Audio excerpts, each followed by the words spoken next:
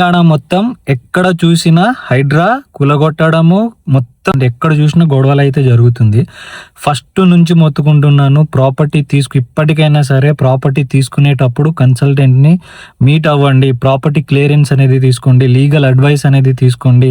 అసలు ఏ జోన్లో ఉంది, అసలు బఫర్ జోన్లో ఉందా, వాటర్ బాడీస్కి దగ్గర ఉందా, గవర్నమెంట్ ల్యాండ్ ఉందా, ప్రొహిబిటెడ్ లిస్ట్ గురించి చెప్పాను. తెలంగాణ రిజిస్ట్రేషన్లోకి వెళ్ళి ప్రొహిబిటెడ్ లిస్ట్ కొడితే దానికి సంబంధించిన కోర్టు కేసెస్తో సహా అన్నీ వచ్చేస్తుంది అని చెప్పేసి అన్నాను. ఇన్ని జరుగుతున్నా కూడా నాకు మొన్న ఒక ప్రాపర్టీ అయితే వచ్చింది. ఆ ప్రాపర్టీ ఏంటంటే క్లియర్గా కోర్టు కేసెస్ ఉంది, అది కెనాల్ ల్యాండ్లో అయితే ఉంది. అండ్ వాడి దగ్గర 35 ఇయర్స్ లింక్ డాక్యుమెంట్స్ అయితే ఉన్నాయి. అండ్ 2016 నుంచి దాన్ని ఎవరు కొనట్లేదు, ఎందుకంటే అందరికీ తెలిసిపోయింది అది కోర్టు డిస్ప్యూట్లో ఉందని చెప్పేసి. అయినా కూడా సేల్ చేద్దామని చూస్తున్నారు. సో ఇక్కడ నేనేమంటున్నానంటే, ప్రాపర్టీ తీసుకునేటప్పుడు ఏంటంటే మిస్టేక్లు చేయకండి. మెయిన్గా డిమాలిష్ అవ్వకుండా ఉండాలంటే జోనింగ్, ప్రొహిబిటెడ్ లిస్ట్ ఎక్కడ ఉంది, వాటర్ బాడీస్కి దగ్గరలో ఉందా, సో ఈ కైండ్ ఆఫ్ అన్ని మీరు ఫాలో అయితే ఖచ్చితంగా అవ్వాలి.